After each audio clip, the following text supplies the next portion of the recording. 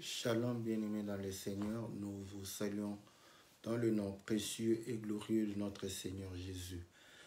Nous sommes mercredi et c'est votre émission que la Bible parle, une émission qui vous est présentée par votre bien-aimé le pasteur Philippe Mukenge, une émission qui passe à 20 h, une émission qui répond aux questions que nous nous posons, aux questions qui nous préoccupent, aux questions qui sont réellement importantes pour notre avancement, pour que nous puissions comprendre et saisir les choses de Dieu. Nous sommes dans la joie parce que nous croyons que par des questions, le Seigneur nous donne des réponses et la connaissance est basée sur des questions. Elle augmente avec des questions qu'on se pose, elle augmente avec les réponses que nous recevons des questions que nous nous sommes posées. Voilà pourquoi nous exhortons tous à poser des questions et nous disons que ça nous enrichit aussi, vos questions augmentent aussi notre connaissance parce qu'il y a des questions qui auparavant on n'avait pas de réponse, ce n'est qu'après qu'on a des réponses. Nous saluons tous les bien-aimés connectés, la sœur Cathy, le bien-aimé Christian, le docteur Vicky, la sœur Anto, nous saluons le bien-aimé Gauthier, nous saluons le frère Jean-Marie, le frère Jean-Didier, nous saluons le frère David, nous saluons le bien-aimé Bienvenu, nous saluons Mauricio, le frère Mauricio, nous saluons tous ceux qui sont fidèles à cette émission, le frère Gabin, la sœur Bia, nous saluons notre sœur Clarisse, nous saluons aussi la sœur Sylvie, nous saluons la sœur Annie, que le Seigneur vous soit favorable, que le Seigneur vous bénisse. Nous saluons tout le monde, nous saluons tous ceux qui vont nous rejoindre, nous saluons réellement. Sur YouTube, il y a trop il y a un bien-aimé qui demande si nous passons directement live sur YouTube. Non, parce que là-bas, j'ai des bugs. Voilà, donc je préfère faire ici et je vais transférer l'émission sur YouTube juste après. Voilà, que le Seigneur vous soit favorable, que le Seigneur vous bénisse. Aujourd'hui, on nous a fait la remarque que parfois on ne répond pas aux questions qui se posent au moment des lives. Effectivement, j'ai parfois les difficultés de lire toutes les questions, donc et parfois vous pouvez poser la question ainsi, d'autres font des commentaires, votre question va disparaître de mon écran, donc j'ai des difficultés de pouvoir lire les questions, surtout que parfois je suis déjà emballé et donc je ne sais pas trop faire attention par rapport aux questions. Donc j'ai parcouru, malheureusement j'ai pas aussi vu beaucoup de questions, donc voilà, on va essayer de répondre à quelques questions que nous avons pu relever et que nous allons pouvoir réellement apporter la réponse avec la sagesse que le Seigneur nous accorde. Voilà, donc il y a le bien-aimé Joël d'Algérie qui nous a posé la question sur le baptême pour les morts. Donc, on va essayer de répondre. Donc, ça faisait longtemps qu'il a posé cette question. Donc, on a essayé de pouvoir méditer là-dessus. Et puis, on va essayer de pouvoir répondre à cette question. Salutations à l'homme de Dieu, Papi Kadima, que le Seigneur vous soit favorable. Que le Seigneur vous bénisse abondamment pour le travail que vous faites aussi pour édifier les enfants de Dieu. Donc voilà, nous disons que nous allons pouvoir répondre à cette question. Et à la question de notre bien-aimé Albert Mpiana de Kisangani, qui nous a posé la question de faire le parallélisme entre le don prophétique et le ministère prophétique. Donc le ministère de la parole, le don prophétique du ministère de la parole. Parce que même le ministère prophétique, c'est un don. Parce que voilà, donc, mais on utilise ce langage pour montrer que le don prophétique, c'est parmi les dons que le Seigneur donne à l'Église au travers le Saint-Esprit. Et le ministère prophétique, c'est un don que le Seigneur a donné aux annonceurs, aux prédicateurs de la parole. Donc, c'était ça. Et la sœur Judith a posé la question. Je crois que j'ai déjà répondu à cette question pour mourir une seule fois. Donc, par rapport à mourir une seule fois. Donc, je vais quand même répondre parce que j'ai cherché la vidéo. Bon, je ne sais pas quel titre j'avais donné parce que je voulais chercher, tout voir si j'ai la vidéo et dire à la sœur de pouvoir se référer à cette vidéo-là. Mais je n'ai pas pu voir sur YouTube. Bon, je vais peut-être chercher parce que je sais que j'ai déjà fait une émission où j'avais parlé sur le fait qu'il est écrit qu'il est donné à l'homme de mourir une seule fois. Mais cependant, Lazare est mort 2 fois et beaucoup de gens, celui qui a touché les os d'Élisée est mort 2 fois. Donc la fille qui a été ressuscitée par le Seigneur est morte 2 fois. Tous ceux qui ont été ressuscités par le Seigneur sont morts au moins 2 fois. Donc voilà, donc j'ai déjà répondu à cette question, mais n'empêche, je vais pouvoir apporter une réponse assez brève par rapport à cela parce que on est à votre service. Donc, et les hommes disent la répétition est la mère de la science et Dieu répète les choses. Donc, il ne fait que ramener ce qui est passé. Donc, si lui-même ramène ce qui est passé, nous sommes aussi dans l'obligation de pouvoir répéter des choses que nous avons déjà parfois répondu, donc peut-être qu'on va les répondre d'une autre manière, avec une autre grâce. Voilà, donc on est à votre service pour pouvoir répondre à vos questions. Bon, je vais commencer par le fait de dons prophétiques et ministère prophétique. C'était dû à l'émission que nous avons faite la fois passée. Donc, vous allez comprendre que l'Écriture le dit, quand vous lisez, disons, à 1 Corinthiens chapitre 12, où on est en train de parler des dons, n'est-ce pas, spirituels que l'Esprit accorde aux enfants de Dieu. Donc, et 1 Corinthiens chapitre 14 dit que nous puissions aspirer au don de la prophétie. Donc voilà. Maintenant, vous allez comprendre que ce don de la prophétie, comme nous l'avions dit, n'est-ce pas, la fois passée, que lorsque Philippe est arrivé Philippe a accueilli Paul chez lui, il avait 4 filles qui prophétisaient. Donc, nous allons essayer d'illustrer, n'est-ce pas, pour que vous puissiez voir la différence entre le don prophétique, le don fait par le Saint-Esprit au travers les enfants de Dieu. Donc, tout le monde peut avoir cela. Donc, que vous soyez prédicateur ou pas, que vous soyez homme ou pas, donc vous pouvez recevoir ce don selon réellement la grâce de Dieu. Donc, nous allons lire 2 écritures, n'est-ce pas, dans un premier temps, pour que nous puissions voir. Donc, il y avait un homme qui était prophète, qui avait ce don, n'est-ce pas? Nous lisons dans le livre de Actes, Actes chapitre 11, je lis au verset 27. En ce jour-là, des prophètes descendirent de Jérusalem à Antioche. L'un d'eux, du nom d'Agabus, s'éleva et déclara par l'Esprit qu'il y aurait une grande famine sur la terre entière. Elle eut lieu en effet sous Claude. Les disciples décidèrent d'envoyer, chacun selon ses moyens, un secours aux frères qui habitaient la Judée. Donc, vous voyez, cet homme s'est levé pour pouvoir prophétiser et il va annoncer la famine.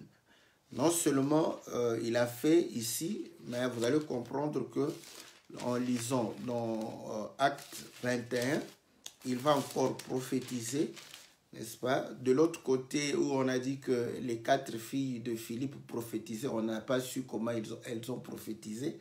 Mais du moins, lui, comme on sait comment il prophétise, Voilà pourquoi nous allons lire encore l'Écriture. Nous allons parler du baptême pour les morts. Hein? Donc, on commence par... je sais que ceux qui... nous avons intitulé directement ça parce qu'on n'avait pas le temps de faire tout le titre complet. Donc, on va parler sur le baptême de mort, pour les morts. Acte 21, n'est-ce pas? Nous sommes au verset 9. Voilà.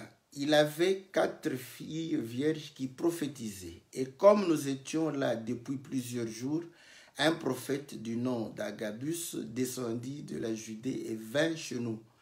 Il prit la ceinture de Paul et se lia les pieds et les mains et dit, voici ce que déclare le Saint-Esprit. L'homme à qui cette ceinture appartient, les Juifs le lieront de cette manière à Jérusalem et le livreront entre les mains des païens. Après avoir entendu cela, nous et ceux de l'endroit, nous avons supplié Paul de ne pas monter à Jérusalem. Alors Paul répondit, qu'avez-vous à pleurer et à me briser le cœur, car moi je suis prêt non seulement à être lié, mais encore à mourir à Jérusalem pour le nom du Seigneur Jésus. Comme il ne se laissait pas persuader, nous n'avons plus insisté et nous avons dit que la volonté du Seigneur s'efface. Donc, vous voyez, l'homme a prophétisé. Mais écoutez, vous allez voir que non seulement lui, maintenant, il le fait, mais la fois passée, comme je disais, que Déborah n'était pas la seule prophétesse, n'est-ce pas, de la Bible, n'est-ce pas, en dehors de Myriam, qui était prophétesse. Nous avons aussi, donc j'ai pris exprès cette prophétesse pour que vous puissiez voir que même dans l'Ancienne Alliance, les femmes prophétisaient, n'est-ce pas, et ce don-là, nous le disons, vous allez voir que Agabus a prophétisé sur la famine, Agabus a prophétisé sur Paul pour dire qu'il sera lié et livré entre les mains des païens. Lisons 2 Rois chapitre 22 à partir du verset 14. Le sacrificateur Elkia, Aïkam, Akbor, Shaphan et Asaya allèrent auprès de la prophétesse Hulda, femme de Shallum, fils de Tikva, fils de Arhas, gardien des vêtements. Elle habitait à Jérusalem, dans la ville nouvelle.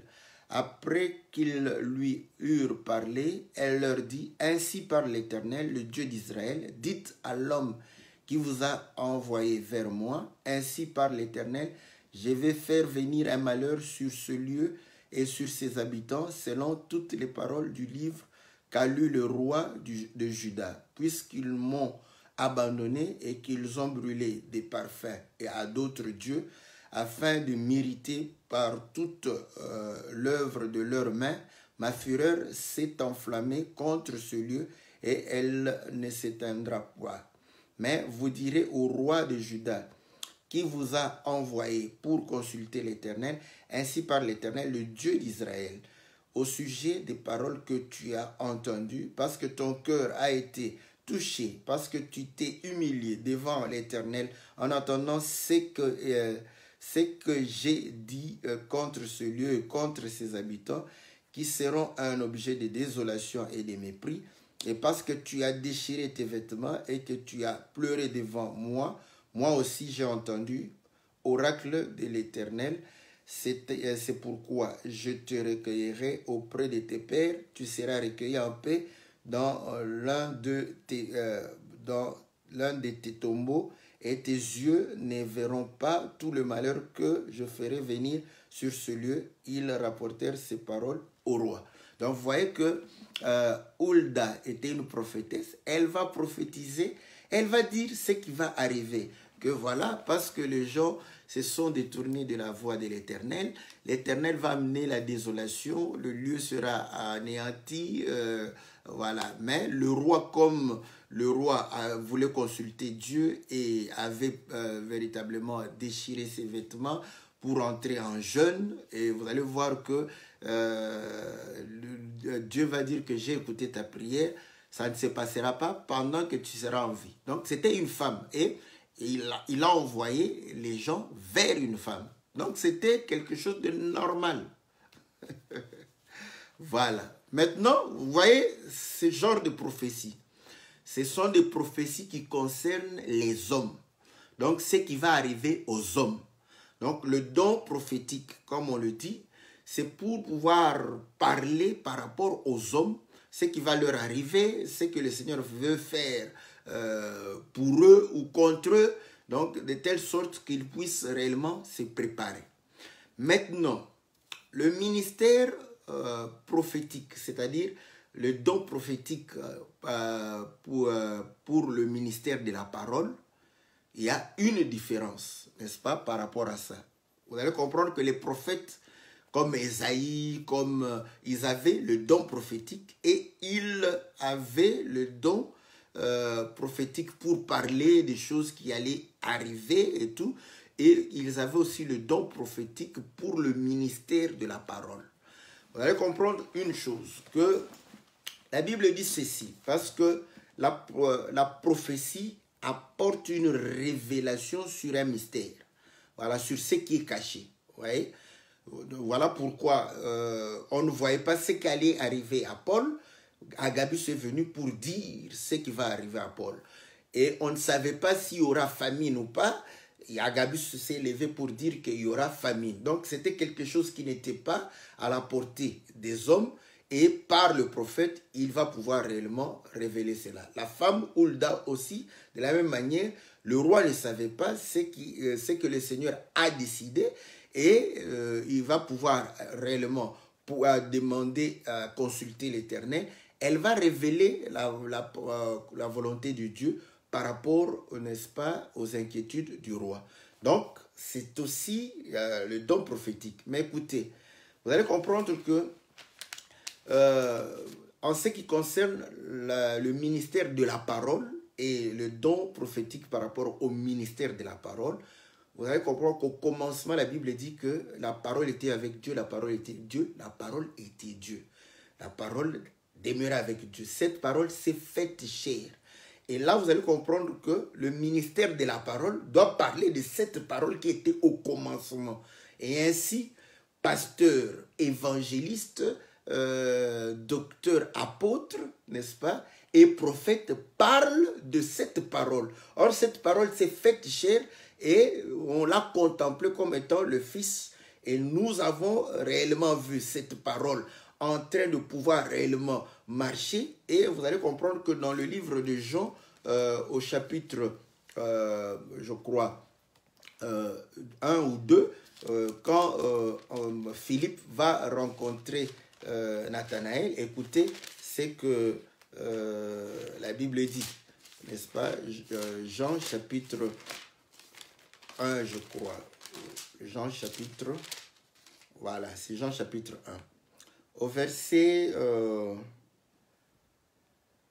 verset 43. Le lendemain, il voulut se rendre à Galilée. Il trouva Philippe. Jésus lui dit, suis-moi. Philippe était de Bethsaïda, la ville d'André et de Pierre. Philippe trouva Nathanaël et lui dit, nous avons trouvé celui dont il est parlé dans la loi de Moïse et dont les prophètes ont parlé. Donc, vous allez comprendre que Jésus de Nazareth, fils de Joseph, il a trouvé celui dont les prophètes ont parlé. Voilà. Donc, or, Hulda va parler de ce que Dieu va faire. Mais quand ici, on rencontre le Seigneur, Philippe dit que nous avons rencontré celui dont Moïse et les prophètes ont parlé. Donc, nous comprenons que quand Ésaïe s'élève, il va parler du Seigneur Jésus. Or, qui est le Seigneur Jésus? Nous lisons dans le livre de Colossiens au chapitre 1, Colossiens chapitre 1, la Bible dit ceci, au verset 25. C'est d'elle que je suis devenu serviteur. J'ai été chargé par Dieu de vous annoncer pleinement la parole de Dieu, le mystère caché de tout le temps et à toutes les générations, mais dévoilé maintenant à ses serviteurs et à qui Dieu a voulu faire connaître et quelle est la gloire, la glorieuse richesse de ce mystère parmi les païens, c'est-à-dire Christ en vous, l'espérance de la gloire. Donc, Christ est le mystère caché de tous les temps. Donc, vous allez comprendre que les prophètes ont parlé de ce mystère-là. Donc, ils ont donné des révélations par rapport à ce mystère-là. Colossiens chapitre 2, parce qu'il continue, je veux en effet que vous sachiez quel grand combat je soutiens pour vous, pour ceux de Laodicée, pour tous ceux qui n'ont pas vu mon visage, afin que leur cœur soit consolé et qu'ils soient unis dans l'amour, enrichis d'une pleine certitude de l'intelligence, pour connaître le mystère de Dieu, Christ, en qui sont cachés tous les trésors de la sagesse et de la connaissance. Donc, Christ, c'est un mystère dont les prophètes ont parlé. Donc, vous allez comprendre que le ministère prophétique ou le don prophétique pour le ministère de la parole parle de Christ, ne parle pas des hommes. Voilà pourquoi je prends un exemple. Vous voyez, Agabus a prophétisé famine sur Paul. Mais lorsque nous sommes dans Actes chapitre 2, Pierre va pouvoir se référer à la prophétie de David. Il lui dira, tu n'abandonneras pas mon âme dans les séjours des morts. Et tout ça. La Bible dit que comme il était prophète, il ne parlait pas de lui-même. Il parlait de Christ. Voilà. Et donc, il prophétisait sur Christ. Quand Ésaïe parle qu'il s'est levé comme une plante faible dont on n'a pas à pouvoir regarder, jeter les regards, Ésaïe 53, vous allez voir que ça, c'est de la parole, il révèle des choses concernant Christ et non concernant ceux de son époque, voilà. Parce que quand il arrivait aussi pour dire que voilà, Ézéchias, tu vas mourir. Donc ça, il utilise le don prophétique qui est en lui pour dire à Ézéchias, tu vas mourir de cette maladie. Quand il sort, il revient, il dit que le Seigneur m'a dit que tu ne vas plus mourir. Voilà, donc ça c'est le don. Ésaïe exerçait le don prophétique et le ministère de la parole concernant la prophétie. Ainsi, lorsque vous lisez Ésaïe 53, je peux lire ça, c'est une écriture que nous lisons, vous allez voir que ça concerne le Seigneur, ça concerne Christ qui est un mystère. Voilà, c'est pourquoi vous savez que les Juifs ne croient pas en Jésus comme étant le Messie. Une fois, nous leur avons fait lire cette écriture. Nous leur avons dit quand est-ce que l'écriture va s'accomplir. Ils étaient honnêtes, j'ai aimé ces rabbins-là. Il a dit que non, bon, on ne connaît pas, on ne sait pas de quoi le prophète est en train de parler. Parce que pour eux, comme la Bible dit que Christ ne meurt pas. Donc, ils ne peuvent pas croire au Christ qui meurt. Nous lui avons fait lire cette écriture, Ésaïe 53. Je commence au verset 1. Qui a cru à ce qui nous a été annoncé? À qui le bras de l'Éternel s'est-il révélé? Il s'est levé devant lui comme un rejeton, comme une racine qui sort d'une terre assoiffée. Il n'a point, j'ai une autre version, je suis en train de lire cette version avec les mots de la Bible que j'utilise à tout moment. Donc, bon, vous allez m'excuser, mais je vais essayer de lire aussi cette version pour que... Il n'avait ni apparence ni éclat pour que nous le regardions et son aspect n'avait rien pour nous attirer. Méprisé, abandonné des hommes, homme de douleur, habitué à la souffrance, semblable à celui devant qui l'on se voile la face. Il était méprisé, nous ne l'avons pas considéré. Certes, ce sont nos souffrances qu'il a portées, c'est de nos douleurs qu'il s'est chargé. Nous l'avons considéré comme atteint d'une plaie, comme frappé par Dieu et humilié, il était transpercé à cause de nos crimes, écrasé à cause de nos fautes. Le châtiment qui nous donne la paix est tombé sur lui, et c'est par ses meurtrissures que nous sommes guéris. Nous étions tous errants comme des brebis, chacun suivait sa propre voie. L'Éternel a fait retomber sur lui la faute de nous tous, et il a été maltraité. S'il s'est humilié et n'a pas ouvert la bouche, semblable à l'agneau qu'on amène à la boucherie, à une brebis muette devant ceux qui l'attendent. Voilà, ça c'est le ministère prophétique. Ça concerne Christ. Ça ne concerne pas les hommes. Ici, Christ est une sémence. La parole est une sémence. Voilà pourquoi cela est donné aux porteurs des sémences. Donc, celui qui peut prophétiser de cette manière doit être porteur de sémences. Si la personne ne porte pas la sémence, cette personne, Dieu ne peut pas lui permettre de pouvoir prophétiser de cette manière. Maintenant, vous allez comprendre que les gens qui ne sont pas porteurs de sémences vont prophétiser de la manière dont tout le monde peut prophétiser, qu'il y aura la famille. Demain, tu peux recevoir 100 euros. C'est ce que les gens aiment. Vous allez voir qu'aujourd'hui, les gens aiment plus les prophéties qui les concernent que les prophéties concernant Christ. Ou l'œuvre que le Seigneur est en train de pouvoir faire. Voilà pourquoi quand vous faites l'œuvre prophétique sur le ministère, sur la parole du Seigneur, les gens... mais quand vous commencez à pouvoir dire, le Seigneur me montre que la sœur qui se trouve à Savoie, le Seigneur me montre que tu vas rencontrer quelqu'un, quelqu'un qui va venir réellement apporter du bonheur dans ta vie. Là, vous allez comprendre que parce que les gens aiment ça. Et ce n'est pas d'aujourd'hui. Voilà pourquoi le Seigneur, sachant que les gens aimaient entendre les choses les concernant, il les a interdits d'aller consulter les devins. Parce que les devins, ils ne vont pas vous parler de Christ. Ils vont vous parler de vous. Voilà. Donc, vous allez comprendre que le ministère prophétique parle de Christ. Les dons prophétiques donnés à l'Église où les femmes, les hommes peuvent avoir, ministre ou pas, donc va concerner les hommes, concerner ce qui va arriver aux hommes. Voilà ce que nous pouvons dire par rapport à cela. Que le Seigneur vous bénisse, que le Seigneur bénisse notre bien-aimé Albert Mpiana qui nous a posé la question pendant qu'on était en train de pouvoir faire l'émission. Maintenant, nous allons passer à, n'est-ce pas, au baptême, n'est-ce pas, au baptême pour les morts. Voilà. Donc, lisons l'Écriture. L'Écriture, nous lisons dans le livre de 1 Corinthiens au chapitre 15.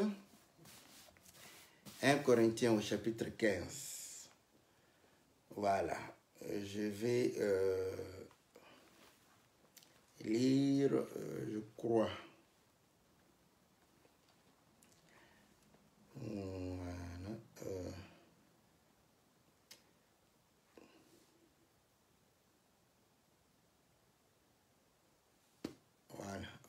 Voilà. Je suis au verset 29. Autrement, que feraient ceux qui se font baptiser pour les morts, si les morts ne ressuscitent absolument pas? Pourquoi se font-ils baptiser pour eux? Voilà. Ça, c'est une question. Bon, je sais que là, comme j'ai intitulé baptême pour les morts, je suis sûr que les gens disent, oh là là, le pasteur Philippe a trouvé une clé, n'est-ce pas, d'une porte blindée. Ne vous inquiétez pas, parce que je sais que vous allez vous dire que non, quel mystère on va révéler ici. Donc, déjà, vous allez comprendre que quand nous lisons, en tout cas, la lecture, le problème maintenant, j'ai consulté les versions. Semeur, la version de Semeur Donc la question ne se poserait même pas. Avec la version de Semeur, la question, donc on ne se poserait même pas la question de savoir que veut dire le baptême pour le mort. Il n'y a même pas ça. Parce que la manière dont il a traduit, ça ne pose pas problème. Voilà pourquoi nous conseillons aux frères de ne pas être fanatique d'une seule version. Bon, tu peux aller faire le grec, faire l'hébreu. Ça va t'aider à pouvoir comprendre ce qui a été dit ou écrit, n'est-ce pas? Mais avoir la pensée, ça ne dépend pas de la maîtrise de l'hébreu que tu auras ou de la maîtrise du grec. Donc, voilà pourquoi parfois les gens... Moi, je ne fais plus... Auparavant, je voulais faire ces exercices-là. Je ne les fais plus. Parce que le Seigneur nous a fait grâce. Il a fait à ceux qui prêchent cet évangile grâce. Voilà pourquoi je préfère plutôt avoir la pensée qu'aller chercher, n'est-ce pas, la version originale, les mots, le texte originaux, tout ça. Donc ça, je trouve que c'est un exercice aussi. C'est bien. Peut-être que le jour où je veux commencer à rencontrer les docteurs en théologie qui se basent sur les textes originaux, tout ça, je peux m'intéresser si je trouve que cette manière de pouvoir comprendre les choses peut les aider à pouvoir saisir la pensée du Seigneur. Je le ferai bien volontiers. Mais pour l'instant, on n'est pas face à des docteurs théologiens, donc je préfère chercher la pensée du Seigneur que de pouvoir chercher, n'est-ce pas, les textes originaux. Bon, je fais confiance aux traducteurs. Seul Semeur, je dis bien, seul Semeur parmi les 7 versions que j'ai consultées, parce que c'est une question qui m'a été posée, je ne sais pas s'il y a 3 mois. Je vous dis, je ne réponds pas à les questions directement comme ça. Comme ce n'est pas un examen, je ne passe pas le baccalauréat pour répondre directement. Donc, je prends mon temps de méditer, de pouvoir consulter aussi d'autres hommes de Dieu afin de pouvoir répondre à des questions qui me dépassent ou des questions où je sais que je n'ai pas assez d'arguments. Je peux m'enrichir en posant des questions à d'autres hommes de Dieu que nous saluons ici, les hommes de Dieu.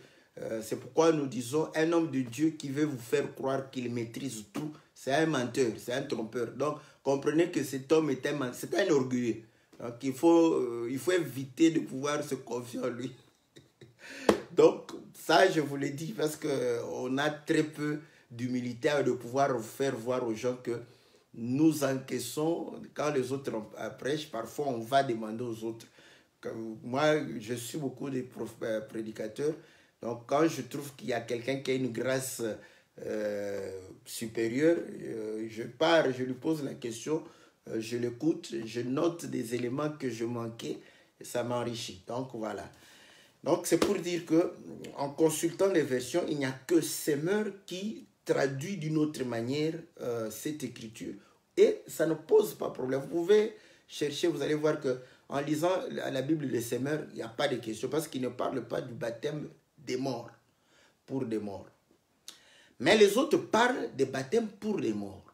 Donc, on comprend que Semeur, généralement, c'est une version qui a voulu faciliter la compréhension de la Bible. C'est-à-dire qu'ils écrivent de manière assez que quand quelqu'un lit, puisse comprendre de manière assez rapidement. Voilà pourquoi les difficultés des autres versions, ils essayent de trouver, n'est-ce pas, des mots qui peuvent enlever ces difficultés-là. Donc, d'où, automatiquement, j'ai des réserves pour dire qu'il a traduit fidèlement. Mais les autres, en tout cas, par rapport à cette écriture, ils n'ont pas fait de différence. C'est la même chose pour Darby, Martin, Louis II. Donc, ils ont traduit mot pour mot la même chose. Donc, on croit que effectivement, il s'agissait de baptême pour les morts. Voilà. Maintenant, le baptême pour les morts, est-ce que c'est quelque chose de biblique? c'est là où nous répondons à la question de notre sœur qui a posé la question, Judith, n'est-ce pas, qui a posé, la sœur se trouve en Normandie, je crois, qui a posé la question de savoir qu'il est dit, il est donné aux hommes de mourir une seule fois, n'est-ce pas? Après quoi vient le jugement. Donc, si tu meurs, ce qui t'attend, c'est le jugement. Donc, si quelqu'un s'est fait baptiser pour toi, parce que c'est ça la compréhension, donc, il s'est baptisé pour les morts. C'est-à-dire que quelqu'un est mort, maintenant, il lui s'est dit que non, non, non, en tout cas, je prends le baptême pour lui. C'est pas son baptême à lui. Lui, il s'est fait baptiser pour celui qui est mort. Parce que peut-être celui qui est mort n'avait pas le temps d'être baptisé. Ah, là, vous allez comprendre ceux qui posent toujours la question, oh frère, mais pour le baptême, l'homme qui était à la croix là-bas, est-ce qu'il a reçu le baptême? Vous voyez, les Corinthiens, eux, ils ont même osé se faire baptiser pour les gens qui étaient déjà morts. Ah, il apprend que, oh non, non, son frère était mort, tout ça. Il dit, oh non, non, vaut mieux que je me fasse baptiser pour lui, comme ça, que ses péchés soient pardonnés. Voilà. Donc, c'est la compréhension que nous devons avoir. Cette pratique n'est pas conforme à la foi que nous avons, n'est pas conforme, n'est-ce pas, à ce que la Bible dit. Or, la Bible dit que la vérité ne peut être établie par un seul témoin. Donc, la vérité est établie par 2 ou 3 témoins. Lisez dans le livre du Nombre, chapitre, je crois, 35. La Bible dit ceci: un meurtrier ne sera pas condamné à mort par la déposition d'une seule personne. Nous illustrons cela. Tu vois quelqu'un, tu es témoin, n'est-ce pas, d'un meurtre. Tu es le seul témoin. Il y a eu meurtre. Maintenant, tu pars accuser cet homme-là pour dire que non, j'ai vu cet monsieur Alphonse en train de pouvoir commettre le meurtre sur Madame Janine. On te pose la question, c'est lui, tu as, oui, je l'ai vu de mes propres yeux. Ok. Qui d'autre a vu? Personne. Donc, on ne peut pas tuer cette personne-là, on ne peut pas le condamner. Donc, tu as vu, mais on ne peut pas établir que c'est la vérité. La vérité est établie par 2 témoins. Et le Seigneur, lorsqu'il rendait témoignage de lui-même, on lui dira que ton témoignage n'est pas vrai. Et le Seigneur va faire référence à cette loi pour dire que dans votre loi, n'est-il pas écrit le témoignage de 2 est vrai? Voilà pourquoi le Seigneur dira que le Père qui est en moi témoigne et moi aussi je témoigne. Nous sommes 2 à témoigner. Donc mon témoignage est vrai. Voilà. Donc maintenant, quand vous avez une écriture comme ça, il faudrait parcourir toute la Bible. Bon, on a essayé de parcourir toute la Bible. Peut-être que nous, on n'a pas encore fouillé tout. Peut-être ça nous a passé. Mais du moins, nous comprenons que moi, je n'ai pas de témoin. Je n'ai pas de témoin où quelqu'un se faisait baptiser par rapport à celui qui était mort déjà. Peut-être afin que ce baptême lui soit accordé. Je n'ai pas de témoin. Donc, on n'a pas de témoin. Donc, on ne peut pas établir la vérité. Maintenant, la question va se poser. Parce que si vous allez comprendre que Dieu donne aussi de l'intelligence comme étant un don. De l'intelligence, c'est un don. Voilà pourquoi il ne faut pas négliger. Les gens aiment les prophéties, ils aiment les miracles, mais l'intelligence, c'est aussi un don.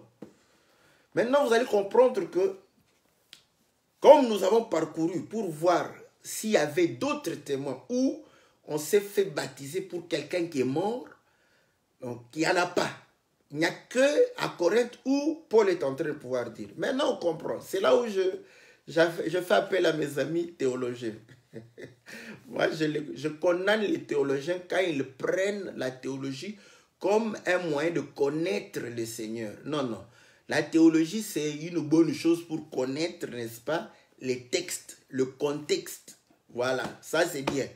Donc la théologie, c'est comme les mathématiques, c'est comme la grammaire française, c'est comme, n'est-ce pas, la géographie. Donc, si tu peux étudier la théologie comme la géographie, parce que quand tu as la géographie en tête, tu sauras le nord se trouve où, le sud où, l'ouest où, l'est où, tu sauras, n'est-ce pas, où se trouve la France, où se trouve le Gabon. Voilà. Donc, ça nous permet quand même de connaître là où on peut aller et quel climat on fera face. Donc, c'est bien, ça te permet d'être à l'aise en connaissant la géographie. Donc, connaître la théologie dans ce sens-là, oui. Pour avoir le contexte, c'est bon. Ça, nous disons, nous applaudissons, n'est-ce pas? Mais pour connaître la pensée de Dieu, ça ne dépend pas de la théologie. Écoutez maintenant. Vous allez comprendre que, parce que nos amis théologiens disent que un texte sans contexte est un prétexte. Donc, vous allez comprendre qu'il faut remettre le texte dans son contexte. J'aime ça, voilà. Quand il s'agit de pouvoir répondre avec de l'intelligence, n'est-ce pas? Il faut remettre les choses dans leur contexte. Parce que Paul le dit. Paul dit que je peux venir et parler 1000 mots, n'est-ce pas, en langue, mais je préfère parler 5 paroles avec mon intelligence que 1000 paroles en langue. Donc, vous voyez? Donc, l'intelligence, c'est quelque chose de bien. Donc, voilà. Quand on utilise l'intelligence, c'est pour se faire comprendre. Écoutez maintenant. Vous allez comprendre que le chapitre est en train de pouvoir parler de la résurrection. Et c'est comme quand vous lisez, je commence au premier, je vous rappelle, frères, l'évangile que je vous ai annoncé, que vous avez reçu, dans lequel vous demeurez ferme et par lequel aussi vous êtes sauvés, si vous le retenez dans les termes où je vous l'ai annoncé. Autrement, vous aurez cru en vain. Voilà. Donc, il est en train de rappeler que vous devez retenir ça de la manière dont je vous ai annoncé ces choses. Autrement, vous allez croire en vain. Si vous changez la manière de pouvoir croire, vous changez les paroles que nous vous avons annoncées. Rappelez-vous même, quand il écrivait aux Galates, il a dit que si moi-même ou un ange ou quelqu'un d'autre revenait pour vous prêcher autre chose que nous vous avons prêché, qu'il soit anathème. Donc, il les ramène à ce qui a été annoncé. Il va reprendre cela. Voilà. Voilà. Il les ramène à ce qu'il avait annoncé auparavant. Nous sommes à Corinthe. Il faut vous rappeler bien cela. Écoutez. Il dit, je vous ai transmis avant tout ce que j'avais aussi reçu. Christ est mort pour nos péchés, selon les Écritures. Il a été enseveli, il est ressuscité le 3e jour, selon les Écritures. Voilà. Donc, il les ramène à ce qu'il avait annoncé, que Christ était mort, enseveli, il est ressuscité le 3e jour, selon les Écritures. Et il va commencer à détailler qu'il a été vu par ses faces, par 500, plus de 500 personnes. Je l'ai vu, donc il témoigne. Pourquoi ça? Parce que je vous dis qu'on est à Corinthe, n'est-ce pas? Or, vous allez comprendre que c'est en Grèce, parce que Corinthe, c'est en Grèce. Vous allez comprendre que quand Paul va aller en Grèce, qu'est-ce qui va se passer? Nous sommes dans Actes chapitre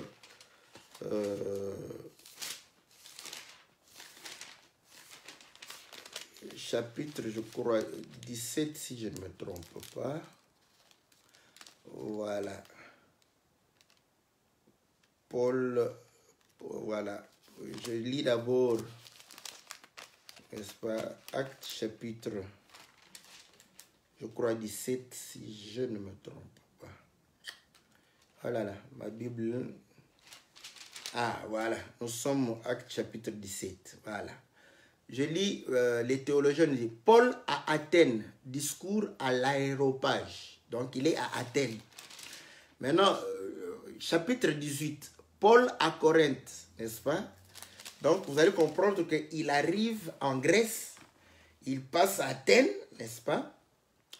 Écoutez. Comme il discourait tout ça avec les gens, on va lui dire, ah non, non, verset 17. Il s'entretenait donc dans les synagogues avec les Juifs et ceux qui craignaient Dieu et sur la place publique chaque jour avec ceux qui s'y rencontraient.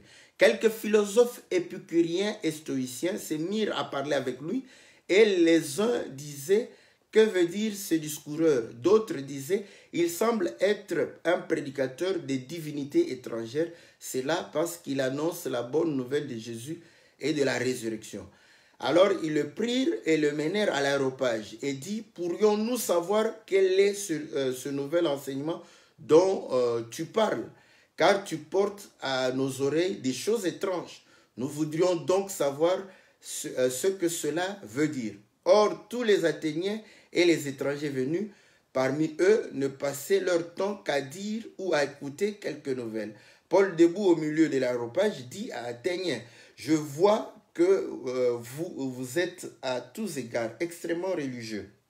Car en passant, j'ai observé tout ce qui est l'objet de votre culte et j'ai même trouvé un autel avec cette inscription à un Dieu inconnu. C'est ce que vous vénérez sans le savoir. C'est ce que je vous annonce. Le Dieu qui a fait le monde et tout ce qui s'y trouve, lui qui est le Seigneur du ciel et de la terre, n'habite pas dans des temples faits par la main des hommes. Il n'est pas servi par des mains humaines comme s'il avait besoin de quoi que ce soit. Lui qui donne à tous la vie, le souffle et toutes choses. Il a fait que toutes les nations humaines issues d'un seul homme habitent sur toute la face de la terre. Il a déterminé les temps fixés pour eux et les bornes de leur demeure, afin qu'ils cherchent Dieu pour le trouver si possible en tâtonnant. Or, il n'est pas loin de chacun de nous, car en lui, nous avons la vie, le mouvement et l'être. C'est ce qu'ont dit aussi quelques-uns de vos poètes. Nous sommes aussi de sa race.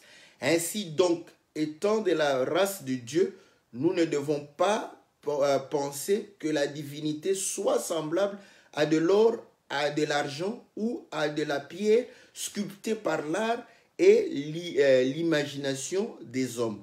Dieu, sans tenir compte des temps d'ignorance, annonce maintenant à tous les hommes, en tout lieu, qu'ils aient à se repentir, parce qu'il a fixé un jour où il va venger le monde selon la justice par un homme qu'il a désigné et il en a donné à tous une preuve digne de foi en le ressuscitant d'entre les morts. Lorsqu'ils entendirent parler de la résurrection des morts, les uns se moquèrent, les autres dirent « Nous t'écouterons, nous t'entendrons là-dessous une autre fois. » Ah,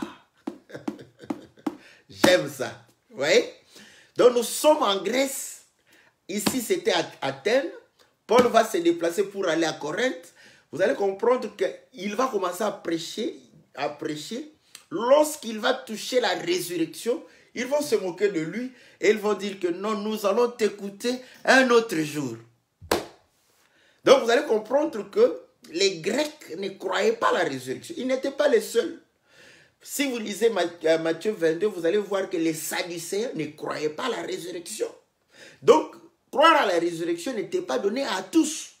Maintenant, vous allez voir que quelqu'un qui ne croit pas à la résurrection, vous pouvez lui prêcher la résurrection dans un premier temps. Il peut sembler comprendre, mais à force de réfléchir, de poser des questions, de reposer des questions, après il se rend compte que non, la résurrection, c'est quelque chose d'hypothétique. Et c'est là où Paul commence pour dire que vous devez retenir l'enseignement tel que je vous ai prêché. J'ai commencé à vous donner ce que j'ai reçu, que Christ est mort et il a été enseveli, ressuscité le troisième jour, selon les Écritures. Donc, vous voyez, il les ramène à ce qui a été prêché auparavant. Vous voyez la difficulté qu'ils avaient parce que dans leur société, ils ne croyaient pas à la résurrection. Maintenant, vous allez comprendre que Paul, c'était un homme intelligent. Un homme qui a été doté de capacités, il a étudié. Voilà pourquoi aujourd'hui nous disons, frère, même si tu crois au Seigneur à 9 ans, même si tu te donnes au Seigneur à 9 ans, nous t'exhortons à pouvoir faire les études. Car les études ne sont pas incompatibles avec servir Dieu.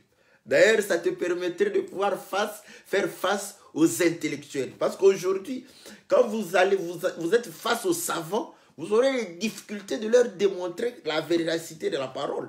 Vous savez que la science est basée sur les faits. Il va t'amener pour te dire que le carbone 14, n'est-ce pas, donne la datation. Et quand il va te donner la datation de certains os, n'est-ce pas, qu'ils ont trouvés dans la terre, ça va dépasser les années de la Bible. Parce que ta Bible ici, je vais te dire, ta Bible ici, probablement nous sommes dans les 6000 ans. Je te dis, dans les 6000 ans. Quand tu fais les calculs de la Bible, dans les 6000 ans. Voilà pourquoi, quand tu es face à ces hommes-là, tu auras des difficultés parce qu'ils vont te démontrer. Quand tu peux... Nous, parfois, les chrétiens, on fait l'autruche. On se met la tête dans le sable pour ne pas croire. Oh non, c'est de l'incrédulité. Mais il va te démontrer que les tombeaux de Pharaon, c'est plus âgé que les dates données ici dans la Bible. Mais comment tu vas discuter avec un tel homme sur base de la Bible quand il commence à te démontrer que les tombeaux, les pharaons qu'on a trouvés, les momies qu'on a trouvées, on a daté cela. C'est plus d'années, n'est-ce pas, que les années d'Adam. Qu'est-ce que tu vas dire? Qu'est-ce que tu vas dire? Tu vas dire que c'est... Nous, on croit seulement à la Bible, c'est tout. Oui, toi, tu vas croire à la Bible, c'est tout, c'est vrai ce que tu as dit. Moi, si je dis Amen, je crois à la Bible, c'est tout. Mais, Dieu nous donne aussi l'intelligence, comme Paul. Écoutez, voyez ce qu'il a fait dans 1 Corinthiens chapitre 5. Il a fait exactement à Athènes. Il arrive, il commence à exposer. Il dit que j'ai parcouru, j'ai vu que vous êtes réellement attachés. Vous vous donnez, n'est-ce pas, à prier, à rendre le culte, à une dévotion. J'ai vu une inscription marquée à un Dieu inconnu. Vous croyez que c'est Dieu inconnu de cet hôtel-là, c'est ce que Paul a prêché? Paul, pour pouvoir leur montrer que comme vous savez en vous qu'il y a un Dieu inconnu, ce n'est pas ce Dieu que vous avez marqué sur votre autel, mais il saisit, il sait que son Dieu est inconnu aux Athéniens. D'où il dit que comme vous-même vous avez déjà un Dieu inconnu, je vous dis ce Dieu inconnu, c'est ce que je vous apporte maintenant. Est-ce que vous comprenez? Mais est-ce que vraiment son Dieu c'était ce Dieu-là? Non. Voilà. Je dis non, N-O-N.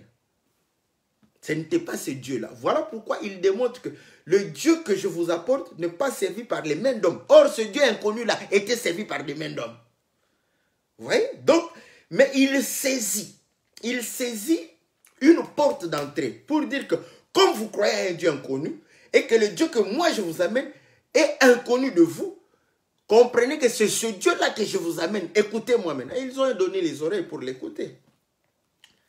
Maintenant, comme il était face aux philosophes, face à des gens qui raisonnaient, il donne une citation pour dire que quelques poètes ont dit que nous sommes de sa race. Est-ce que vous croyez qu'ils étaient de la race de Dieu? Paul le savait qu'il n'était pas de la race de Dieu. Mais Paul saisit, comme il avait cette citation-là, ah, vos poètes disent qu'ils sont de la race de Dieu. Vous voyez? Maintenant, c'est là où il dit que voilà, comme ils sont de la race de Dieu. Voilà quelqu'un qui... quelle histoire de... Ah, ok. Bon, là, on va... Ça, ce sont des questions... je m'étais exercé à ça aussi. Mais ça fait longtemps comme je n'en discute même plus. Je peux revoir parce que c'est comme ça qu'ils disent que voilà, l'histoire de Jésus, c'est la copie, plagiat de ceci. Bon, il faut savoir défendre, n'est-ce pas, la parole du Seigneur. Donc, vous allez comprendre que Paul va utiliser, n'est-ce pas, la technique de pouvoir prendre ce qu'ils prennent pour véracité et exposer la vérité qu'il a. Donc, vous allez comprendre, je prends voilà, le verset 28 des Actes 17. On dit, car en lui, nous avons la vie, le mouvement et l'être. C'est ce qu'ont dit aussi quelques-uns de vos poètes. Voilà. nous sommes aussi de sa race. Ainsi donc, étant de la race de Dieu, voilà. Vous voyez comment il fait pour convaincre. Vos poètes ont dit que c'est lui qui donne, n'est-ce pas, l'être, le mouvement, tout ça, la vie. Et ils estiment qu'ils sont de la race de Dieu. Ils démontrent que si vous êtes de la race de Dieu, Dieu ne peut pas être servi par de l'argent, de l'or. Ouais. Mais est-ce que ces gens-là, ces poètes-là étaient de la race de Dieu? Paul savait qu'ils n'étaient pas de la race de Dieu. Pour être de la race de Dieu, pour appartenir à Dieu, allez chez Abraham. Donc vous devrez être dans l'alliance de Dieu. Dieu fait alliance, celui qui respecte l'alliance appartient à Dieu. Donc, automatiquement. Mais il prend ça. Si vous lisez ici, vous vous limitez là, vous allez croire que les poètes là étaient de la race de Dieu. Ainsi, vous pouvez dire que ces poètes seront sauvés. Ils ne vont pas être sauvés. Vous allez dire qu'ils priaient déjà le Dieu d'Abraham, d'Isaac et de Jacob. Ils ne priaient pas le Dieu d'Abraham et de Jacob. Voilà. Donc, vous allez comprendre que ce n'est pas ça. Donc, maintenant, Paul, comme ils avaient des difficultés de pouvoir réellement avoir l'assurance de la résurrection, il commence par leur assurer que selon les Écritures, Christ est ressuscité d'entre les morts. Voilà pourquoi il démontre que si les morts ne ressuscitent pas, si Christ ne ressuscite pas, notre foi est vaine. Maintenant, il démontre tout. Après, il prend ce qu'eux ils font. Il prend ça. Il dit, maintenant, vous ne croyez pas à la résurrection. Mais vous vous faites baptiser pour les morts. Maintenant, si les morts ne ressuscitent pas, alors pourquoi vous faites baptiser pour eux? Vous voyez? Donc, il prend cela pour les convaincre du fait que la résurrection existe. Et bel et bien, et aura bien lieu. Voilà. Donc, voilà comment je comprends cette écriture. Maintenant, ceux qui croyaient qu'on allait voler pour aller dans les au troisième ciel, donc nous disons que nous n'avons qu'une réponse par rapport au fait que nous lisons la manière dont Paul, n'est-ce pas, prêche l'évangile. Parce qu'il dit, n'est-ce pas, vous allez voir que Tite sera au milieu de vous, de quelle manière il vivra et de quelle manière il prêchera. Donc il prêche, il faut connaître la manière dont Paul est en train de pouvoir prêcher l'évangile. Et voilà pourquoi quand il dit que parmi les païens, je me suis fait comme un païen, parmi ceux de la loi, je me suis fait comme ceux étant sous la loi, vous allez comprendre qu'il s'est fait raser la tête, mais il n'y croyait pas. Il ne croyait pas que le vœu de Nazaria, c'était se raser la tête. Il ne croyait plus, parce qu'il comprenait ces choses. Mais il le fait pour ceux qui étaient encore sous ces pratiques-là, afin de pouvoir les gagner, n'est-ce pas, au Seigneur. De la même manière, il utilise une pratique qui était à Corinthe pour les convaincre de la résurrection des morts.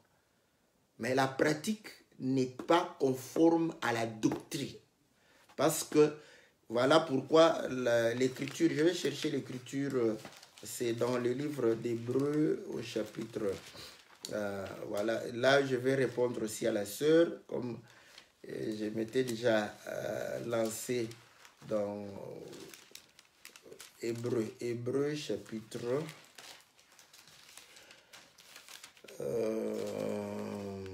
c'est chapitre combien? Attends, ça doit être chapitre 4 ou 5, si je ne me trompe pas. Il est donné à l'homme de mourir une fois, après quoi vient le jugement. Bon, excusez-moi, je n'ai pas ma Bible de tous les jours, donc je peux avoir quelques difficultés de retrouver l'écriture, mais c'est dans les livres d'Hébreux. Voilà, prochain nom, au contraire. Christ est mort une fois pour toutes. Quel chapitre? Une fois pour toutes, pour pécher.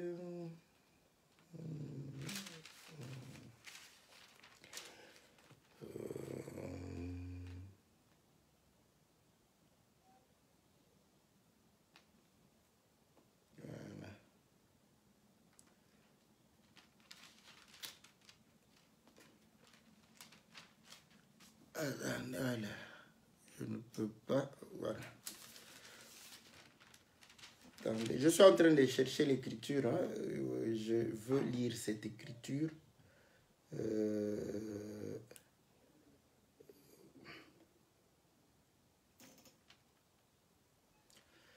Bien-aimé Jean Didier, tu peux m'aider à chercher l'écriture. Bon, dans la version que je lisais auparavant, là, il est dit, il est donné à l'homme de mourir une fois, après quoi vient le jugement. Donc, est exaucé le Fils. Donc, je ne sais pas. Je veux lire l'écriture. Voilà. Hébreux 9, 27. Ok, merci. Donc, voilà. Voilà. Que le Seigneur vous bénisse. Bon, je commence au-dessus parce que au verset 24, on dit ceci. Car Christ n'est pas entré dans un sanctuaire fait par la main d'homme, imitation du véritable, mais dans le ciel même, afin de se présenter maintenant pour nous devant la face de Dieu. Il n'y est pas entré afin de s'offrir plusieurs fois, comme le souverain sacrificateur entre chaque année dans le sanctuaire avec du sang étranger. Car alors le Christ aurait dû souffrir plusieurs fois depuis la création du monde. Mais maintenant, à la fin des siècles, il a paru une seule fois pour abolir le péché par son sacrifice, et comme il est réservé aux hommes de mourir une seule fois, après quoi vient le jugement. Voilà. Donc, quand tu meurs, c'est fini. Après, vient le jugement. Maintenant, tout ce que tu as fait pendant ta vie, c'est ce qui va compter. Ce n'est pas ce que les gens vont faire après ta mort. Voilà pourquoi nous disons, se faire baptiser pour un mort ou prier pour un mort, c'est caduc. Voilà pourquoi, même quand vous savez, c'est bizarre les habitudes. Nous prions, n'est-ce pas? Nous avons l'évangile. Mais qu'un membre de famille meurt, un proche meurt, tu vas commencer à lui parler, tu vas commencer à parler à un mort. Ah, tu m'as trompé, qu'est-ce que tu m'as fait? Voilà. À ce moment-là, on oublie le fondement, n'est-ce pas, de la foi. On ne parle pas aux morts, n'est-ce pas? Même si c'est un proche, tu n'as pas le droit de lui parler. On ne parle pas aux morts. Donc, il ne t'entend même pas. Oh, vraiment, va bien. En tout cas, nous restons ici, nous allons. Il ne vous entend même pas. Donc, on ne peut pas. Mais ce sont des choses que nous vivons, même parmi ceux qui prétendent croire à la parole. Pourquoi? Parce que ce sont des traditions où même celui qui croit à la parole, quand il est devant un proche, son mari meurt. Mon mari, qu'est-ce que tu m'as fait? Tu m'as laissé avec les enfants. Qu'est-ce que je ferai avec les enfants? Tu es en train de parler à qui? À un mort. Alors, il faut pas, ça c'est pleurer comme une païenne.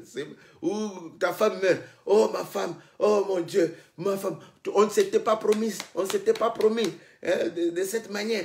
Tu m'as trahi, Pourquoi ça, vous pleurez comme des païens. Voilà pourquoi Paul dit, il ne faut pas pleurer comme des païens. Dans 1 Thessaloniciens chapitre, je crois, 4. On ne doit pas pleurer comme des païens. Nous devons pleurer, mais pas comme des païens. Donc, il est mort, vous lui parlez pourquoi? Il ne faut pas parler aux morts, on ne parle pas aux morts. Donc, on ne parle pas aux morts, on ne prie pas pour les morts, on ne se fait pas baptiser pour les morts. Maintenant, vous allez comprendre que il est dit qu'on meurt une fois et c'est tout. Maintenant, c'est une question qu'on s'était posée. Comment Lazare est mort 2 fois? N'est-ce pas? Tous ceux qui ont été ressuscités sont morts 2 fois. Nous disons, l'écriture ne peut être anéantie et en Dieu, il n'y a ni ombre de variation, ni changement. Dieu ne se contredit pas. Alors, qu'est-ce qui va nous montrer que, effectivement, l'homme meurt une seule fois? Vous allez comprendre que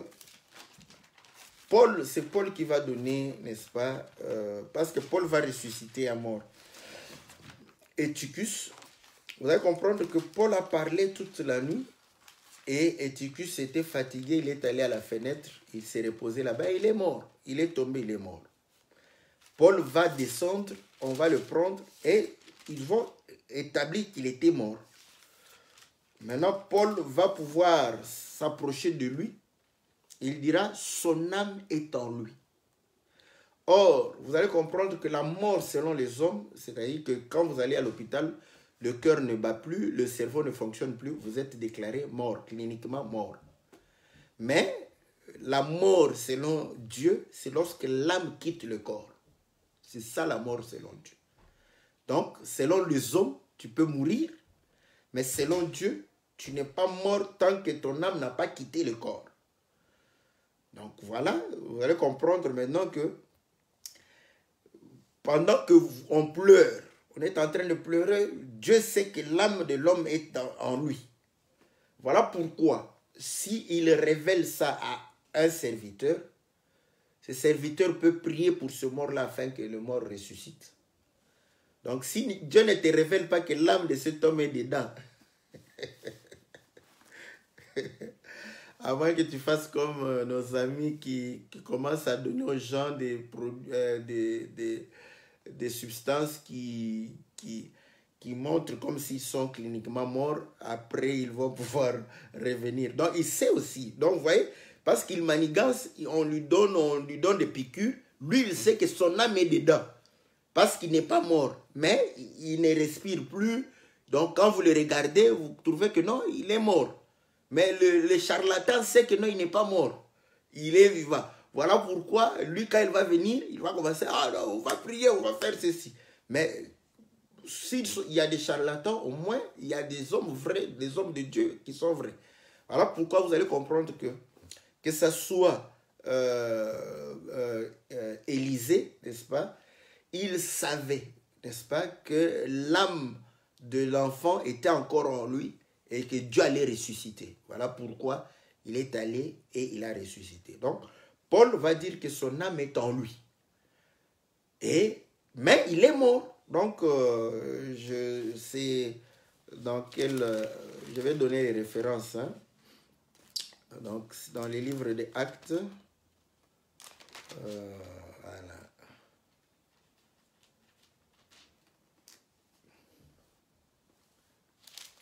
Ça doit être Actes chapitre 20, voilà, chapitre 20, voilà. On dit ceci, voilà, au verset 7.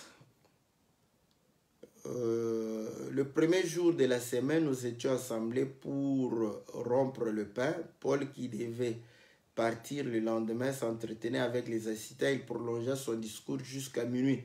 Il y avait un assez grand nombre de lampes dans la chambre haute où nous étions assemblés. Or, un jeune homme du nom d'Eutychus, assis sur le bord de la fenêtre, fut pris d'un profond sommeil pendant que Paul parlait, prolongeait l'entretien. Entraîné par le sommeil, il tomba du 3e étage et fut relevé mort. Mais Paul descendit, se pencha sur lui, il le prit dans ses bras et dit qu'il n'y ait pas de trouble parmi vous, car son âme est en lui. Quand il fut remonté, il rompit le pain et mangea, puis il parla encore assez longtemps jusqu'à l'aube.